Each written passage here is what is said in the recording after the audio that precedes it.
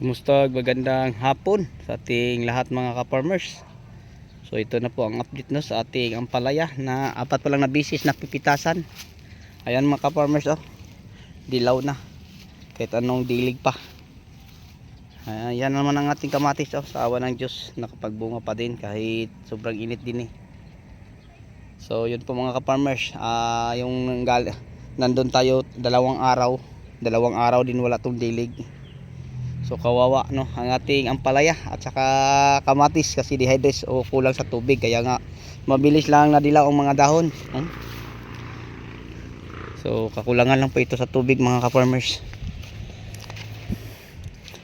Kasi ang natin pagdiling natin sa puno at saka pang survive lang. Ito sa wakas nakaka-survive. And then maganda naman ang presyo kasi nakapa-harvest kami no. Pang-apat naka 170 kilos mga ka-farmers, tapos tag 65 ang kuha. So maganda na ang presyo. And then sa ating kamatis 27 50 centavos. And then ang ating talong is 40. So yung kabila natin mga ka-farmers tinabas na kasi yung mura parang logi palagi. Napagdesisyon ng iputuli na lang. So ito na po ang ating talong. So napipitasan pa to no kanina. And then ang kilo mga ka-farmers 40. So maganda-ganda na mga ka-farmers kasi alam nyo, share ko lang po sa inyo, ang break even sa talong ay nasa 20 dahil sa gold ang imports, tapos silver ang produkto natin mga farmers no. Parang ganyan ang nangyayari, kaya nga yung isang area natin napagdesisyon ng iputuli na lang, baka sakaling kung magbunga uli ng maganda katulad nito pinaputol natin or niraton nagbunga ng maganda, ang naabutan ay murang presyo. So okay lang mga ka-farmers, at least nakapag-survive tayo sa matinding init o krisis. So ulitin ko, kawawa pag palaging sobrang baba ang presyo no ng mga produkto ng mga farmers kasi gold ang imports tapos silver lang ang mga produkto, kaya maraming mga maliliit na farmer ang nawawala ngayon.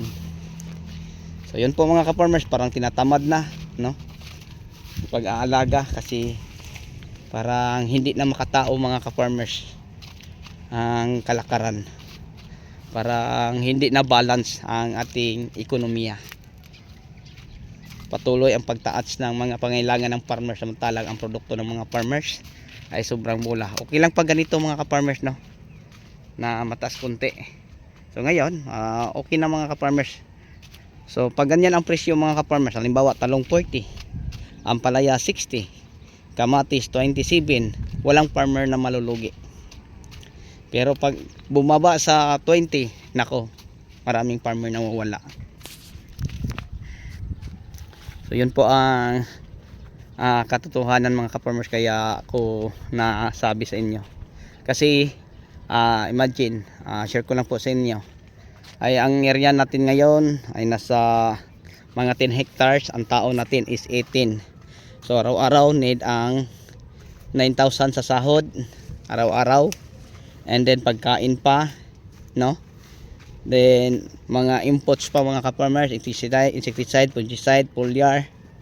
So yun po no, dami tayong hanapin. Siguro hindi mawala sa isang araw kasama sa mga fertilizer at saka insecticide, fungicide, foliar, 15k no, 15k. So sa loob ng isang linggo mga ka-farmers, kung araw-araw nakakaubos ka ng 15k, nasa 105.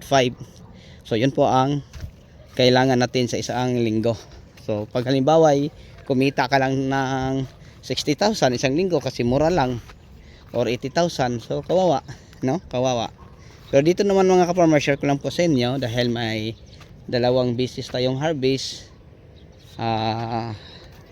sa loob ng isang linggo.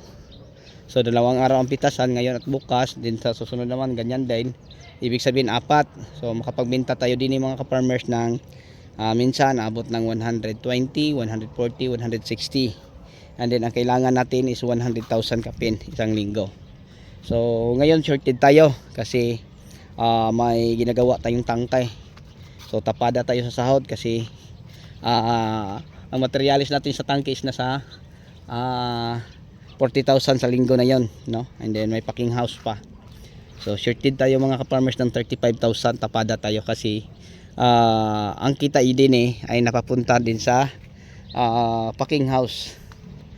So yun po ang ating update, no, sa kamatis na survivor sa sobrang init at saka sa ating ampalaya. So galing tayo sa ating talong. So ang ating pinipitasan ngayon, ito na lang ang kunting ampalaya, kunting kamatis at kunting talong. Yun na lang mga ka-farmers, pag survive lang natin hanggang kailan umuulan. Okay, so yun na po siguro ang may short maibahagi ko po sa inyo mga ka-farmers na good news, kasi tumaas na ang presyo ng kunti. So katulad sa dati na sobrang mura, kaya nakapagsabi ako na ginto ang mga imports, samantalang ang aming produktong mga farmers ay silver lang. So kawawa, no? Kung patuloy ganyan mga ka-farmers, alam na natin unti-unti nang nawawala ang mga farmers sa Pinas dahil po sa parang wala ng pag-asa mga ka-farmers na makabagong muli sa tulong ng gobyerno, kasi parang wala nang, sa tingin ko parang wala nang ambag, no? Kasi sa mga local farmer hindi sila kumikita, no? So sa mga import doon sila kumikita. So yun po mga ka-farmers.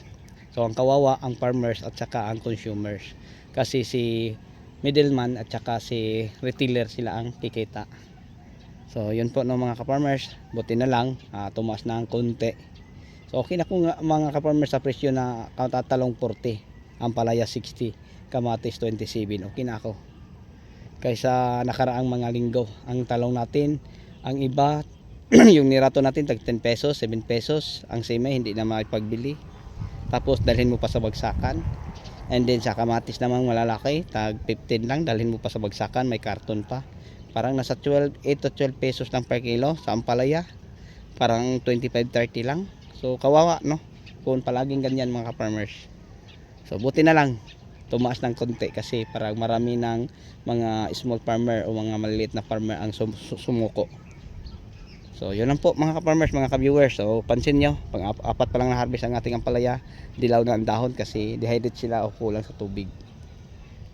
So hindi na tayo mabahala sa mga ganyan mga ka-farmers, kasi alam naman po natin na pag mag-apply lang tayo ng mga fungicide katulad ng Ubertide or Activatap, madali lang po siyang makontrol, no? And then ipagpatuloy lang pagdilig ng tubig. Kaya nga kanina ay nagpapadilig tayo. So puno lang ang pinadiligan, hindi pa natin pinapabaha sa gitna.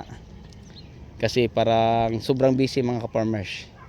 So pag napansin nyo ang tanim nyo ay naninilaw na ang dahon, tapos apat pa lang na harvest, or Tibatap lang or Daitin Anthracol, no? Ihalo kalahating litro o kalahating kilo sa Daitin, kalahati sa Anthracol sa isang drum. And then kung Tibatap, pwede kayo mga ka-farmers na 25 ml sa isang knapsack sprayer or 250 ml sa isang drum hanggang 300 ml. So yun lang po. Then tapos spray siya sa apektadong mga dahon sa ating ampalaya or sa ating kamatis. So yung kamatis natin mga ka-farmers, pinapatigil na po natin ang papadilig ng fertilizer, kundi tubig na lang at saka spray, parang manatiling maganda, makintab ang kanyang mga bunga. So yun lang po. So sa inyong lahat, hanggang dito na lang po. Maraming salamat. Bye bye and God bless.